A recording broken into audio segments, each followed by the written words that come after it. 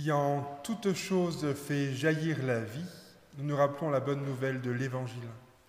Qui que vous soyez, d'où que vous veniez, quelle que soit votre histoire de vie, quelles que soient vos forces, vos blessures, vos faiblesses, quelles que soient vos convictions, quelle que soit votre sensibilité religieuse, quels que soient vos choix et votre chemin de vie, quelle que soit votre humeur et votre état d'esprit ce matin, tel que vous êtes, comme vous êtes, la grâce et la paix vous sont données gratuitement de la part de Dieu notre Père, de Jésus-Christ notre frère et du Saint-Esprit, le souffle de vie.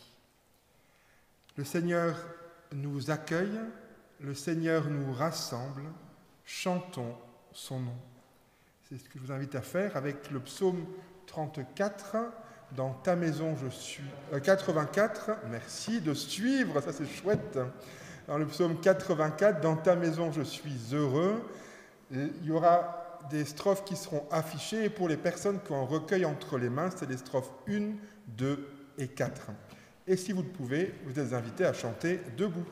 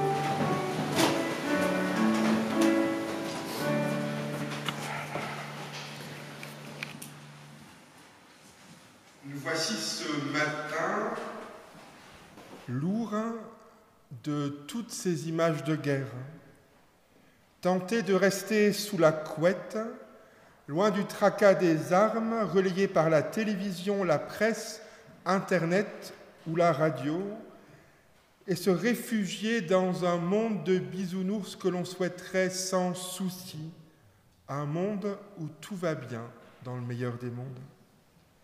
Nos cœurs et nos pensées sont pleins d'inquiétude, d'incompréhension, de peur et de tristesse face à la situation en Ukraine dont nous ne pouvons nous détourner.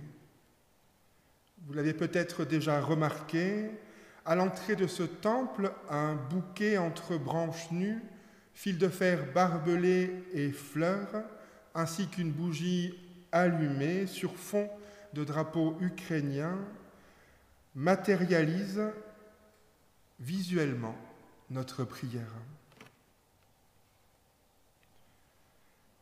Mais nous voici, avec tout cela, malgré tout cela, présents ce matin, répondant à l'appel du Seigneur réunis ensemble.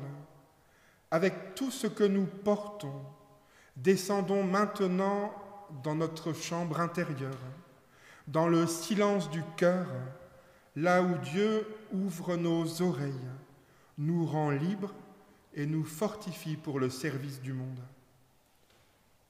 Ce matin, nous sommes malgré tout particulièrement dans la joie d'accueillir le pasteur Arnaud Stolz, pasteur coordinateur du projet Nous tous à Strasbourg, qui assurera la prédication de ce matin, de ce culte. Il nous invitera à réfléchir autour du thème de l'ouverture comme expérience spirituelle et religieuse. Merci à lui, et je lui donne déjà la parole pour qu'il puisse se présenter. En tout cas, merci d'avoir répondu à notre invitation ce matin.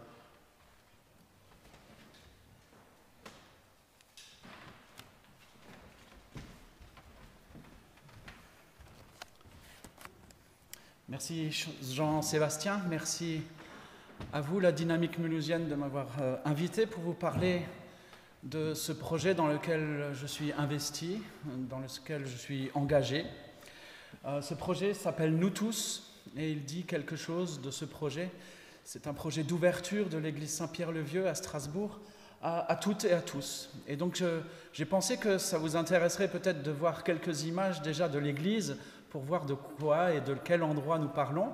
Et je vous dirai ensuite quelques mots sur le projet pour que vous puissiez en prendre connaissance et que vous puissiez emporter avec vous un peu l'image de ce projet, aussi dans la compréhension, dans la méditation de la prédication de tout à l'heure. Alors, déjà, l'église Saint-Pierre-le-Vieux à Strasbourg, elle se situe, et je pense qu'on peut avancer d'une diapo, elle se situe là où est le point rouge, là, sur l'écran. Elle se situe donc au centre-ville de Strasbourg. Elle est proche de la gare, et elle est aussi sur le cheminement qu'à Strasbourg, nous appelons la Grande Percée, qui va de la gare, qui passe par la cathédrale et qui va à l'autre bout de Strasbourg, qui est un axe piétonnier où beaucoup de gens passent, des touristes, mais aussi beaucoup de personnes qui habitent Strasbourg. Sur un rythme journalier, devant cette église passent, par exemple, ça a été compté par la ville, à peu près 90 000 à 110 000 personnes tous les jours. Donc voilà un petit peu la situation de cette église dans le centre-ville. Est-ce qu'on peut avancer un tout petit peu ? La voici, un peu plus près. Elle a un avantage aussi touristique, de fait, puisqu'elle se situe au centre-ville, mais elle a aussi quelque chose dans son nom qui fait qu'elle est intéressante. Elle s'appelle Saint-Pierre-le-Vieux. Et dans la légende historique de la ville de Strasbourg, il se trouve que c'est à cet endroit qu'on situe l'érection d'une première église chrétienne par le premier évêque de Strasbourg qui s'appelait Saint-Amand. Et donc c'est pour ça qu'on l'appelle Saint-Pierre-le-Vieux, parce qu'en fait, en réalité, ces pierres sont plus jeunes que Saint-Pierre le Jeune à Strasbourg, pour ceux qui connaissent. Donc l'antériorité vient justement de l'histoire. Elle a cet avantage-là. Du point de vue de la Réforme, elle a eu la particularité d'accueillir le premier pasteur iconoclaste à Strasbourg, ce qui fait que quand il est rentré dans cette église, eh bien, en fait, il a raturé, recouvert toutes les images, et donc vous en verrez quelques images là de ce reste, qui est aussi un bout de l'histoire qu'on a souhaité maintenir, parce qu'il dit aussi quelque chose de nos fermetures parfois. Parce que dans cette dynamique-là, on peut parler peut-être de fermeture. Alors, on va rentrer dans cette église. J'avais juste simplement envie de vous montrer à quoi elle ressemble aujourd'hui. Voilà la nef de cette église. C'est l'endroit où, en fait, où on accueille des événements, des activités. On peut passer. La voilà sous un autre angle avec des chaises. On peut passer. Voici le fond de l'église. Donc la porte d'entrée de l'église à l'époque se situait tout au fond, en bas. Et aujourd'hui, il y a une tribune, un étage et un rez-de-chaussée, avec au rez-de-chaussée cet espace-là, qui est un espace d'accueil ouvert sur à la fois la Grande Rue et la rue ou la place Saint-Pierre-le-Vieux. Donc une église où on peut rentrer de deux rues différentes, qui peut être un passage entre deux rues. Donc là, on le voit d'un autre point de vue. Ça, c'est la salle du premier étage qui sert aujourd'hui de salle d'activité, de salle de formation. un espace de coworking où des gens viennent travailler.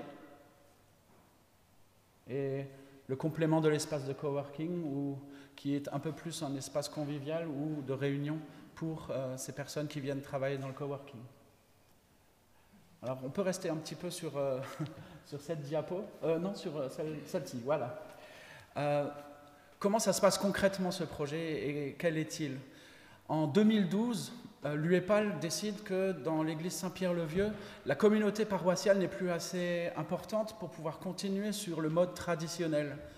Et à ce moment-là, décide qu'il n'y aura plus de communauté paroissiale, plus de culte, plus de pasteurs pour le moment, et le lieu était voué à devenir éventuellement une maison du protestantisme ou un musée, et ce projet n'a pas vu le jour. Et en 2016, toujours pas, c'est-à-dire que pendant 4 ans, il a vécu vraiment sans projet défini, avec quelques ouvertures pour les touristes, et puis quelques ouvertures aussi pour des chorales ou des projets. Voilà. Donc en fait, pendant 4 ans, il n'y a pas eu de projet défini, et en 2016, quand même, l'UEPAL a décidé en fait d'ouvrir la possibilité à un pasteur, celui que je suis, d'aller dans ce lieu pour développer un projet sur le mode expérimental. Et dans mon cahier des charges de pasteur, en arrivant là, le cahier des charges comportait un mot. Et le mot, c'était ouverture. Et donc, je suis parti d'un mot pour créer à la fois mon métier, mais aussi le projet de cette église qui s'ouvre. Et donc, en fait, comment elle s'ouvre concrètement? Elle s'ouvre, en fait, en proposant des espaces comme ça. Des espaces où, en fait, l'église s'ouvre et des gens peuvent rentrer, se poser, réfléchir, méditer. Ils ne sont pas forcément protestants, c'est toutes les personnes qui se présentent, viennent passer du temps. Nous sommes ouverts en semaine, 5 jours sur 7 pour les accueillir, de midi à 17h. Donc ça, c'est la première façon de faire. On peut passer peut-être la diapo.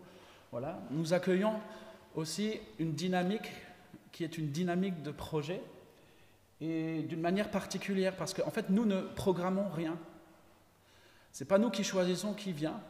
C'est-à-dire que nous proposons un espace où les gens qui ont quelque chose à faire émerger, à faire, parce que ça fait sens pour eux, eh bien peuvent venir. Ça peut être des individus, ça peut être des associations. Et du coup, nous accompagnons cette dynamique quand les gens arrivent chez nous et avec leur projet, ils ouvrent l'église. On peut dire que quand on a commencé officiellement en 2018, on a été inauguré en octobre 2018, il y avait à peu près une dizaine de porteurs de projets qui venaient ici. On peut peut-être juste passer une diapo de plus, voilà une autre photo. Il y avait une dizaine de projets, ça faisait partie d'un des projets qui était accueilli déjà. Donc une dizaine quand on a commencé. On en a accompagné depuis 250 projets qui sont venus dans le lieu pour proposer une ouverture et une existence à leur projet. Et donc que nous accompagnons. Et il y a eu une évolution, une première évolution dans le projet, c'est qu'en faisant cet accompagnement, en fait, on s'est rendu compte que tout un tas de gens qui étaient là pour des projets à la fois individuels ou associatifs nous disaient, mais en fait, dans la vie de l'entreprise ou dans ce que nous connaissons de la vie professionnelle, il y a aujourd'hui des manques dans l'accompagnement des projets par le sens et aussi dans le fait de pouvoir accompagner des humains dans un projet en y faisant attention un petit peu. Et on a donc décidé de réfléchir à comment est-ce qu'on pouvait proposer même aux entreprises de travailler en fait le sens. Et donc c'est devenu nous tous pros. Et nous accueillons des organisations, des entreprises, et aujourd'hui l'Église facture des organisations et des entreprises pour travailler le sens avec nous. Donc ça c'est l'évolution qui vient de débuter en janvier 2022. Voilà pour une entrée dans ce projet. Et la suite tout à l'heure. Merci. Et je vous invite à chanter cette dynamique de vie au nom du Seigneur. Avec le prochain chant, je chanterai le nom du Seigneur le 12-13. Et si vous le pouvez, vous êtes invité à chanter le bout.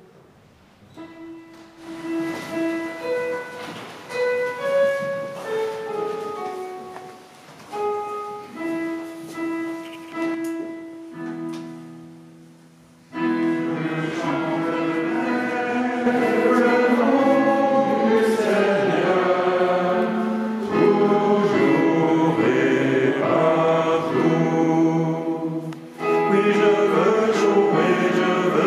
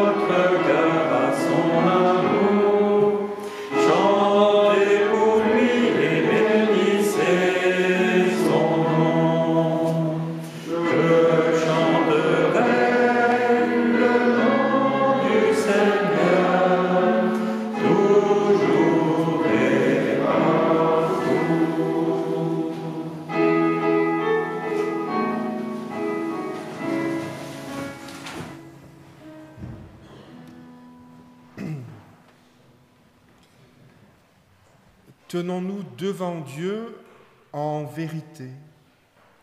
Dans le livre du prophète Ésaïe, il nous est dit que l'œuvre de la justice sera la paix et l'ouvrage de la justice, la tranquillité et la sécurité pour toujours. Dans nos quartiers, dans nos villes, dans nos familles, comme dans les relations entre les peuples, la paix ne peut être le fruit du hasard, elle est œuvre de justice. C'est lorsque la vie est menacée que nous prenons conscience de sa beauté, lorsque l'ouverture est abolie que nous prenons conscience de son importance, lorsque la liberté est en danger que nous prenons conscience de notre chance, lorsque la fraternité est compromise que son urgence apparaît. Seigneur, regarde notre vie, pardonne-nous de prendre notre temps en broutilles inutiles, de perdre si souvent l'essentiel en reproches futiles, en débats stériles, quand le monde a tant besoin que nous mettions toutes nos forces à poursuivre l'œuvre d'amour de Dieu. Seigneur, ce matin, dans le silence, nous te remettons nos vies et nos inquiétudes. Recentre nos vies vers l'essentiel, Dieu vivant.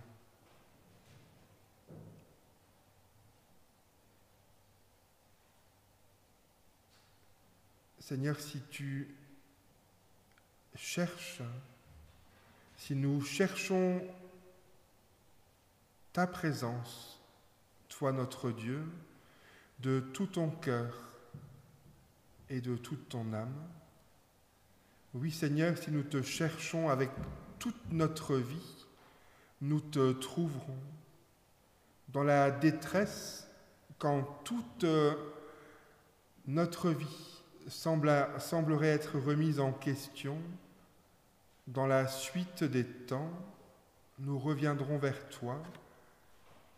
Tu nous écouteras, nous t'écouterons, car c'est toi notre Dieu qui nous a donné naissance, toi qui jamais ne nous abandonneras, toi qui n'oublies pas l'alliance que tu as jurée à nos pères et à nos mères. Oui Seigneur, voici nos vies avec ce qui est compliqué, mais aussi avec nos sources de reconnaissance et de gratitude, toi qui nous permets d'aller de l'avant. Amen. Et nous chantons cette source de gratitude avec le numéro 4413, « Mon Dieu, par ta lumière ». Et si vous le pouvez, vous êtes invités à chanter debout.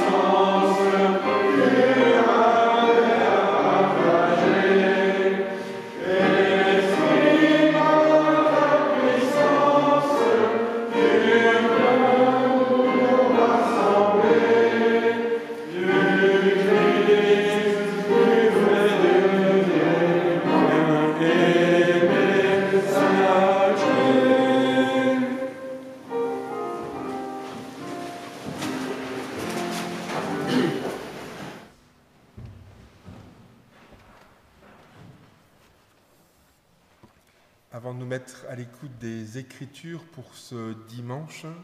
Demandons à Dieu d'ouvrir nos cœurs et notre esprit à l'écoute de sa parole.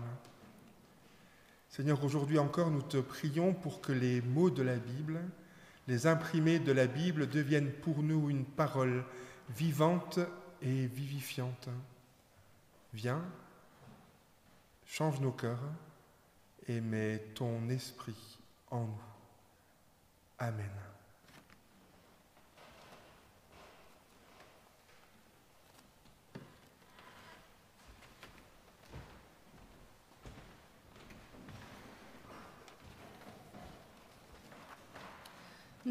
Nous lirons dans le livre des Actes, au chapitre 9, les versets 1 à 9. Pendant ce temps, Saul ne cessait de menacer de mort les disciples du Seigneur. Il alla trouver le grand prêtre et lui demanda des lettres d'introduction pour les synagogues de Damas, afin que, s'il y trouvait des personnes, hommes ou femmes, qui suivaient le chemin du Seigneur, ils puissent les arrêter et les amener à Jérusalem. Il était en route pour Damas et approchait de cette ville, quand, tout à coup, une lumière qui venait du ciel brilla autour de lui. Il tomba à terre et entendit une voix qui lui disait « Saul, Saul, pourquoi me persécutes-tu » Il demanda « Qui es-tu, Seigneur » Et la voix répondit « Je suis Jésus que tu persécutes. Mais relève-toi, entre dans la ville, et là, on te dira ce que tu dois faire. » Les compagnons de voyage de Saul s'étaient arrêtés sans pouvoir dire un mot. Ils entendaient la voix, mais ne voyaient personne. Saul se releva de terre et ouvrit les yeux, mais il ne voyait plus rien. On le prit par la main pour le conduire à Damas. Pendant 3 jours, il fut incapable de voir et il resta sans rien manger ni boire.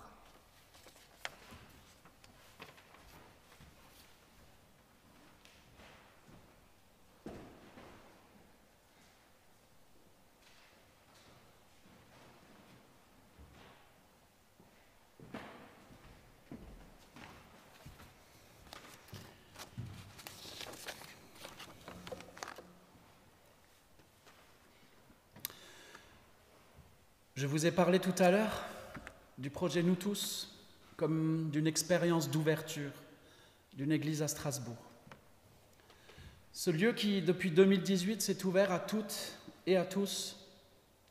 Ce lieu dont les paroissiens sont des porteurs de projets, formant ensemble une communauté de sens. Ce lieu qui s'est affranchi de toutes les formes connues et visibles de ce que nous appelons aujourd'hui une paroisse ou une communauté chrétienne, avec la centralité du culte, les rituels, le catéchisme, tout ça n'existe pas. Ce lieu, bien sûr, tel que je l'ai décrit, et tel que vous l'avez découvert un peu, eh bien, questionne. Et ce sont les questions que j'entends au sujet de cette communauté, de cette église ouverte.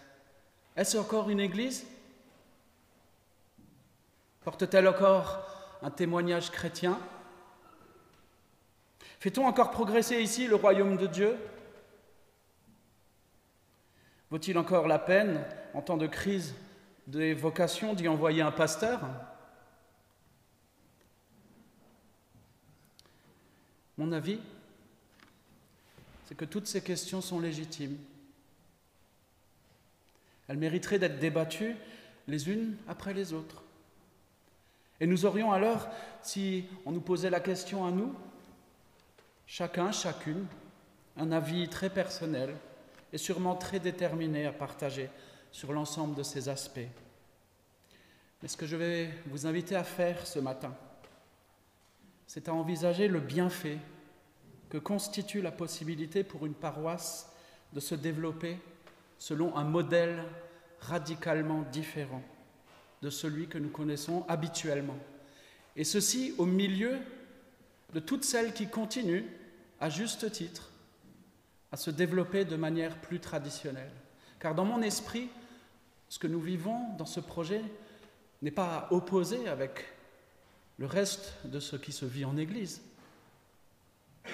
Dans mon esprit, cela marche dans un complément, dans un apport avec ce qui se passe par ailleurs dans l'Église. Ce bienfait, le voici.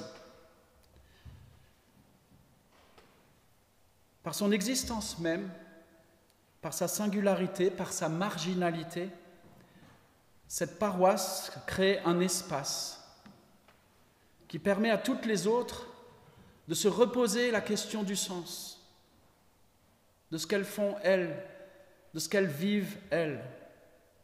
Parce que notre mental nous dit, mais enfin, nous savons ce qu'est une paroisse, une église.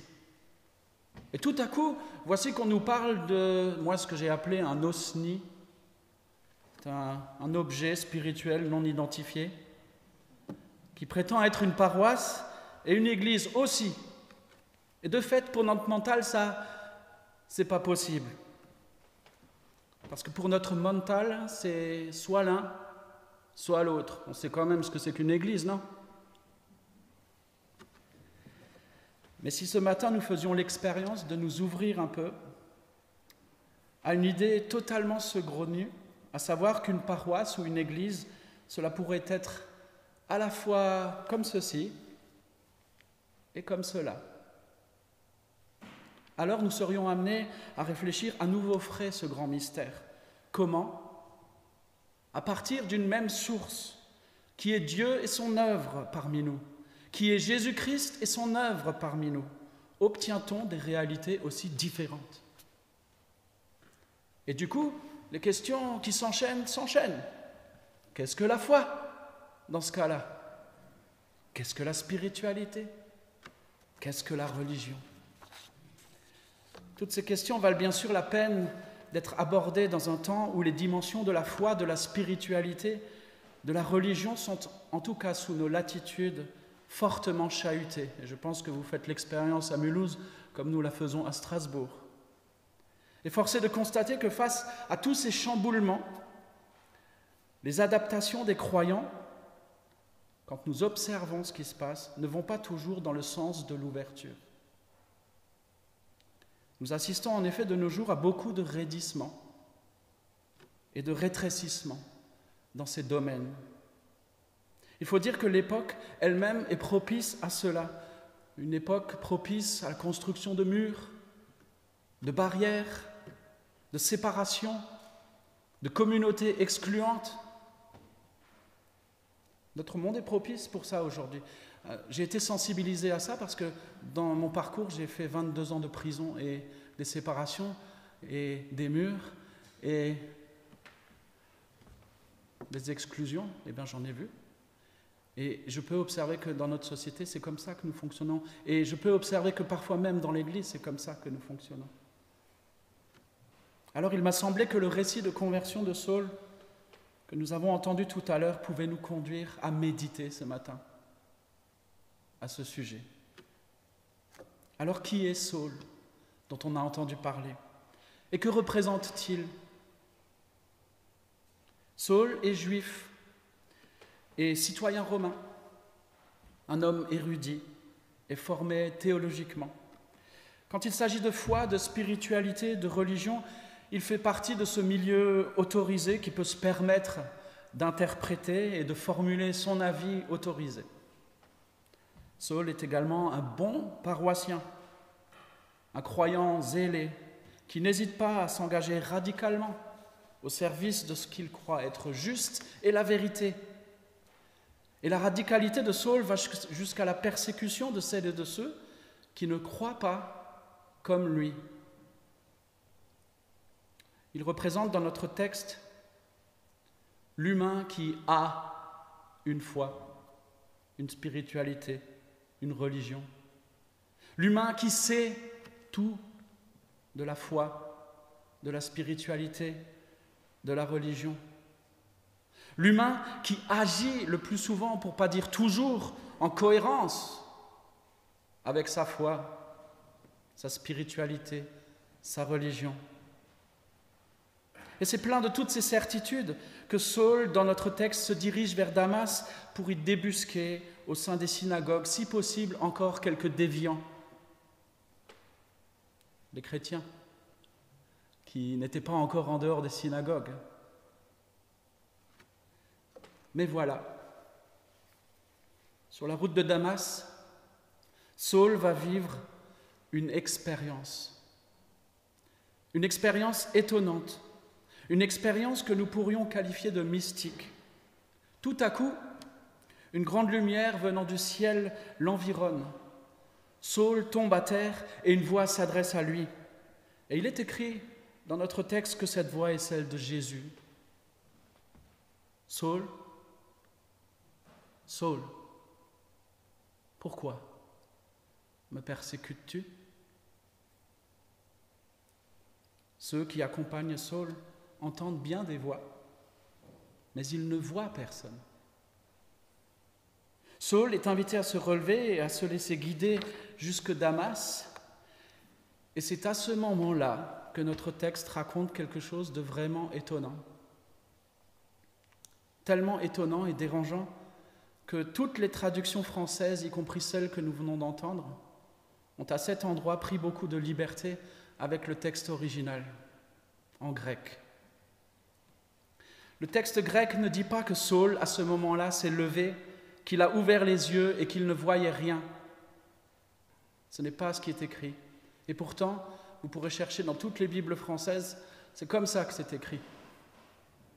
Le texte grec utilise à cet endroit, en réalité, des verbes à la forme passive, ce qui signifie que Saul n'était pas le sujet de son relèvement, qu'il n'était pas le sujet de l'ouverture de son regard. Alors j'ai tenté une traduction. À partir du grec, on nous a appris à faire ça quand on est pasteur. Et Saul fut relevé de terre, et ses yeux furent ouverts, et il vit rien. Le texte grec dit que Saul a été relevé et que ses yeux ont été ouverts, et donc que ce n'était pas de son fait. Ça veut dire qu'il faudrait au moins qu'on se pose la question de savoir, mais qui a fait ça alors ? Le texte, bien sûr, suggère que c'est une réalité plus élevée, plus haute. Pourquoi pas parler de Dieu ? C'est un peu comme si Saul avait été conduit à cette expérience d'ouverture. Une ouverture du regard qui l'amène à voir rien.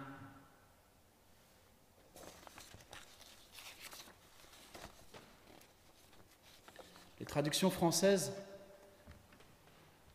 sont gênées et noient alors une fois de plus le poisson en racontant que Saul est frappé de cécité, qu'il est devenu aveugle pendant quelques jours. Mais le texte grec ne dit pas qu'il ne voit plus rien. Il dit qu'il voit rien. Saul a les yeux ouverts et il voit rien, nada, nothing, nichts. Saul, le croyant zélé, sûr de sa théologie, sûr de sa vision du monde, vit une expérience spirituelle et religieuse nouvelle. Une expérience qui, par l'ouverture de son regard, le conduit non pas au plein, mais au néant. Non pas au connu, mais à l'inconnu. Non pas au fini, mais à l'infini. Et on pourrait alors se demander, mais qu'est-ce que c'est que ce rien que Saul voit ? Quel est ce néant que Saul voit et qui a changé sa vie ? Le mystique rhénan Maître Eckhart, qui a vécu quelque temps non loin de Saint-Pierre-le-Vieux, lors de ses passages à Strasbourg, a osé en son temps une hypothèse. Et voici ce qu'il a osé comme parole, qui a été une parole mal reçue à son époque, puisqu'il a mal fini. Et si ce rien, et si ce néant était Dieu ? tel qu'il veut se présenter à lui. Un néant qui n'est pas un vide. Un néant qui est empli d'une présence. Un infini qui va bien au-delà de toutes nos représentations finies, y compris religieuses, et qui parfois nous conduisent jusqu'à l'aliénation. Et voilà tout l'intérêt du texte que nous avons abordé aujourd'hui. Et si Dieu était néant? Si Dieu était ce néant qui nous appelait hors de nous-mêmes, à habiter cet espace que lui nous laisse, un monde ouvert, un horizon totalement dégagé, où nous pourrions inventer toutes les formes finies, pour peu qu'elles nous relient vraiment à l'infini qu'il est. Alors quelles conséquences pour notre foi, pour notre compréhension de la spiritualité et de la religion? Et comment bâtirions-nous l'Église d'un Dieu comme cela, qui nous laisserait cette place pour être inventif, créatif? Quel genre d'Église on bâtirait? Si cette parole était vraie pour nous. Parce que peut-être qu'elle est vraie et on n'a pas envie de cette parole. Mais elle est bien écrite comme ça. Saul a vu rien.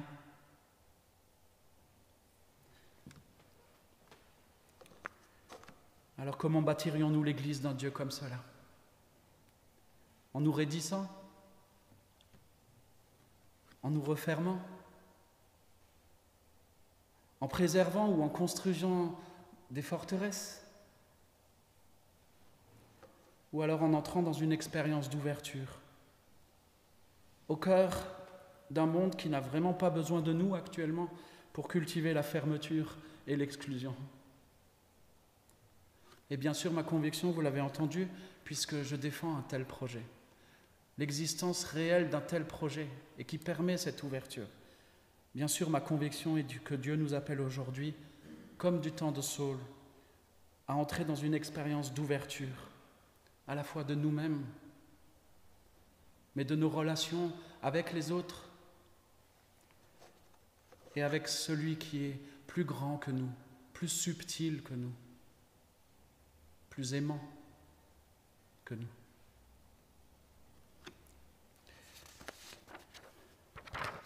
Alors je vous souhaite de joyeuses réflexions, de joyeuses méditations, et peut-être que nous pouvons nous vivre les uns et les autres en fraternité, que nous habitions Mulhouse ou Strasbourg après tout, hein, nous sommes devant ces mêmes questions. Voilà, donc j'avais envie de vous partager cela, et peut-être terminer avec cette phrase de la philosophe Simone Weil qui nous rappelle cela également, pour vous dire qu'il n'est pas seulement question d'une conscience qui s'est développée dans la Bible, mais aussi ailleurs. Dieu ne peut pas être présent dans la création. Dieu ne peut être présent dans la création que sous la forme d'une absence. Amen.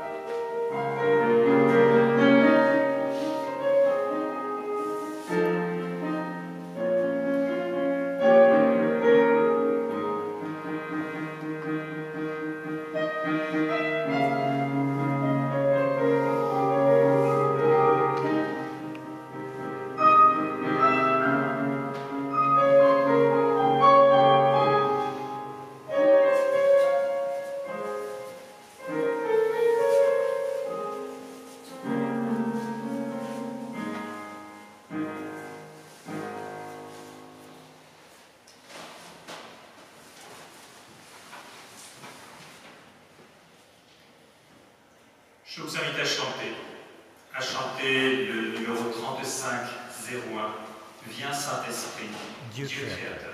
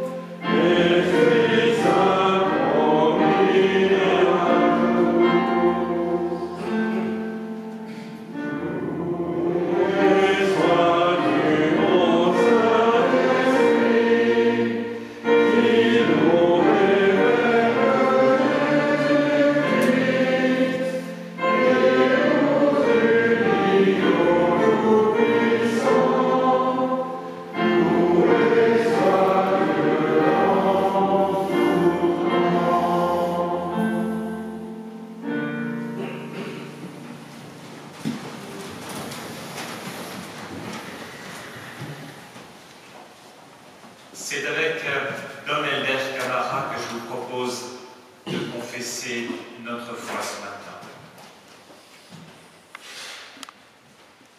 Je crois en Dieu, qui est le Père de tous les hommes et qui leur a confié la terre. Je crois en Jésus-Christ, qui est venu pour nous encourager et pour nous guérir, pour nous délivrer des puissances et pour nous annoncer la paix de Dieu avec l'humanité. Il s'est livré pour le monde. Il est au milieu de nous le Seigneur vivant. Je crois en l'Esprit de Dieu, qui travaille en tout homme de bonne volonté. Je crois en l'Église donnée comme signe pour toutes les nations, armée de la force de l'Esprit et envoyée pour servir les hommes. Je crois que Dieu, à la fin, brisera la puissance du péché en nous et en tout être humain. Je crois que l'homme vivra de la vie de Dieu pour toujours. Je ne crois pas au droit du plus fort, au langage des armes, à la puissance des puissants. Je ne veux croire qu'au droit de l'homme, à la main ouverte, à la puissance des non-violents.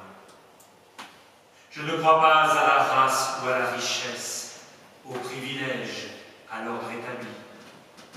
Je veux croire que tous les hommes sont des hommes et que l'ordre de la force et de l'injustice est un désordre.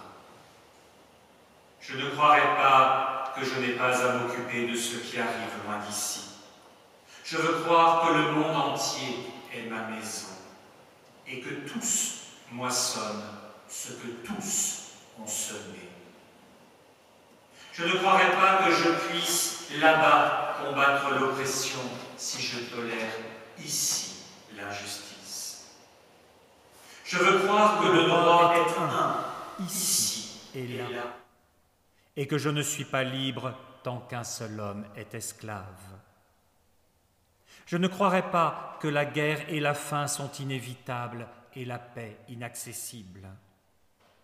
Je veux croire à l'action modeste et aux mains nues.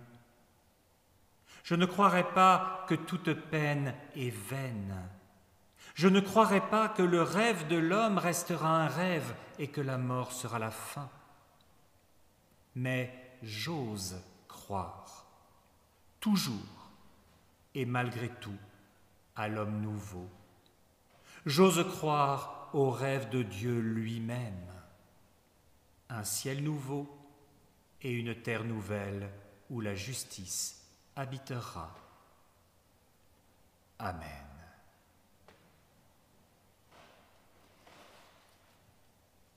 Quelques annonces pour ce dimanche matin. La première, c'est en espérant que vous soyez restés sur un goût de pas assez et que vous ayez envie de poursuivre la discussion avec Arnaud. Il vous sera donné de le faire dans un peu plus d'un mois, puisqu'il reviendra parmi nous le jeudi 31 mars, et nous nous retrouverons à 19h30 à Saint-Martin pour prolonger cette discussion et voir peut-être ce que nous pourrions envisager ici, en termes d'ouverture, en termes d'autres visions de l'Église, à côté de celles que nous ne connaissons que fort bien. Pour cette semaine, quelques rendez-vous. Le premier sera cet après-midi au Centre Teilhard de Chardin où les Amitiés judéo-chrétiennes nous invitent à la suite du cycle de cette année, Judaïsme et christianisme, quel dialogue en Alsace.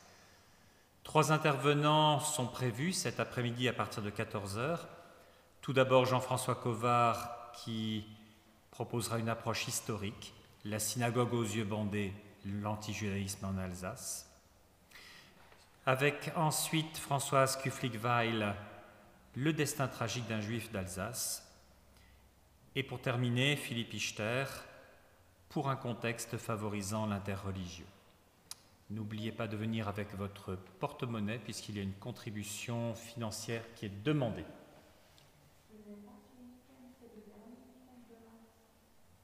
Ah, c'est ce que j'avais noté.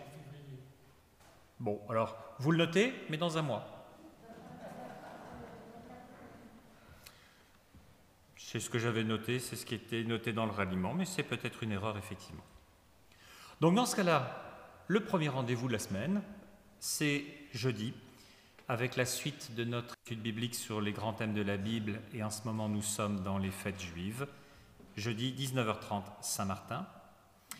Et le lendemain, à 14h30, ici, mais à l'étage en dessous, la journée mondiale de prière, comme tous les ans, avec cette année un programme qui a été rédigé par les églises du Royaume-Uni. Dimanche prochain, 3 cultes, à Saint-Jean avec Sainte-Seine, à Terre-Nouvelle et à Ilzac. Et pour ce qui est de Saint-Jean, nous resterons après le culte pour prendre un temps de discussion informelle sur les perspectives de la paroisse. Dimanche prochain reprennent les conférences du Carême protestant organisées par la paroisse réformée de Paris-Annonciation.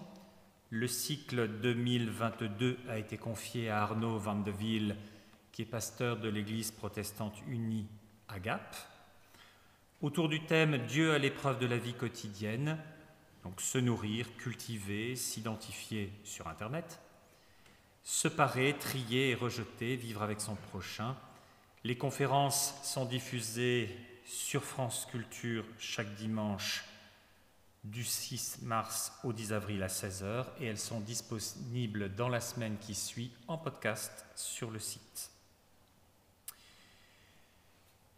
Pour Pâques, puisque nous sommes dans cette logique de préparation, vous sont proposés des bulbes de fleurs, jacinthe, primevère, jonquille, et puis des jardins de Pâques.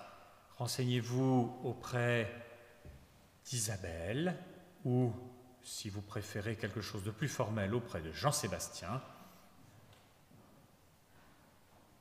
Il vient de faire un geste qui mérite que ce soit à lui que vous vous adressiez directement. Je peux vous le refaire en grand, hein. Donc, pour avoir cette présence florale, pour vous accompagner dans ce temps, les fleurs seront disponibles juste avant Pâques, mais vous pouvez les réserver dès à présent. Sinon, à la sortie, vous pourrez recevoir l'appel du mois de l'ACAT, un appel qui est en faveur d'un droit d'asile effectif en Europe, chose qui risque de se révéler malheureusement particulièrement utile en ce temps de conflit à nos portes. Et puis, pour ceux qui ne l'ont pas encore eu, n'oubliez pas le calendrier interreligieux. Francis, qui en est membre et qui a sa jolie photo à l'intérieur avec ses collègues, sera tout heureux de pouvoir vous en donner, là encore, à la sortie.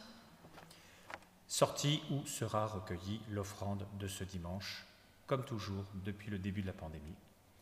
Et puis un grand merci à Jean-Jacques qui nous accompagne ce matin au piano, pas comme chez lui. Le piano n'est pas fameux. Excusez-moi. Il y a une interférence, on n'entend pas ce que tu dis, Jean-Jacques.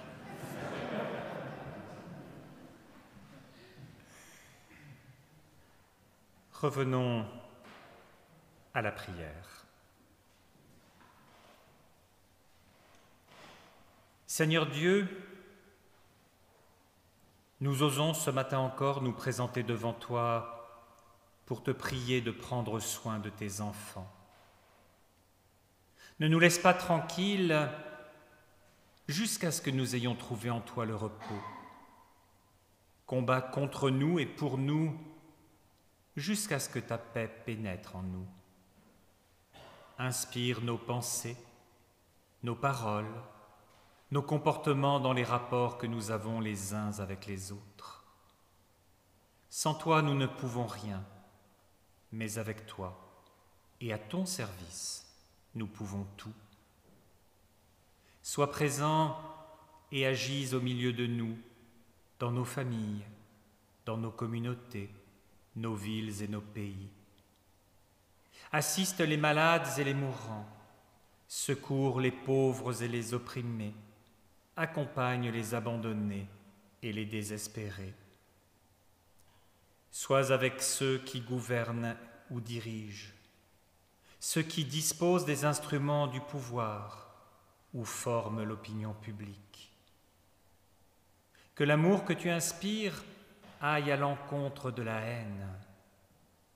Que l'esprit que tu insuffles agisse contre la déraison. Que la justice que tu attends de nous s'oppose aux injustices des hommes. Tu sais mieux que nous ce qui doit advenir de nous et de ce monde où la violence s'est à nouveau déchaînée si près de chez nous. C'est pourquoi nous voulons remettre avec confiance notre espérance en toi. Et avec tous tes enfants, enfants de tous les temps et de tous les lieux, nous t'adressons cette prière que le Christ nous a laissée. Notre Père, qui es aux cieux, que ton nom soit sanctifié, que ton règne vienne, que ta volonté soit faite sur la terre comme au ciel. Donne-nous aujourd'hui notre pain de ce jour.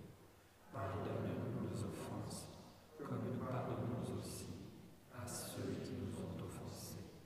Et ne nous laisse pas entrer en tentation, mais délivre-nous du mal. Car c'est à toi qu'appartiennent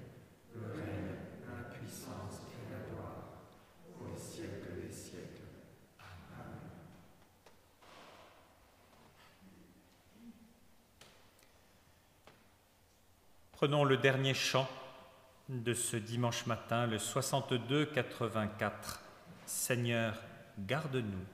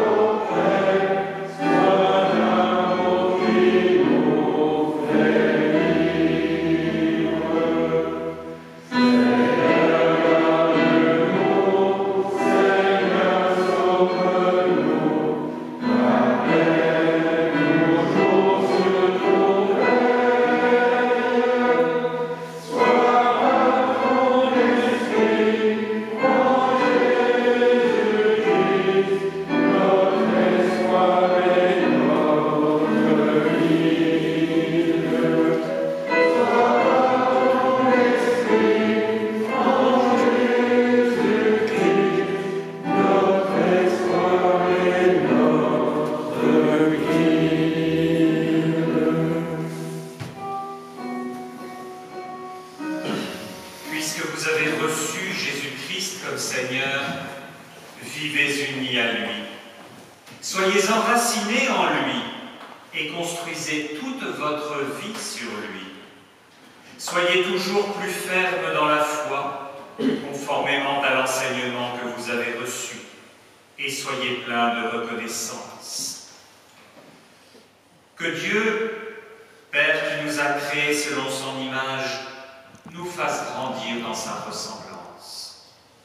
Que Jésus-Christ, Dieu venu parmi nous, soit notre chemin de ce jour. Que Dieu, Esprit Saint qui nous habite, soit feu sur nos routes. Amen. À toutes et à tous, bon dimanche et bonne semaine.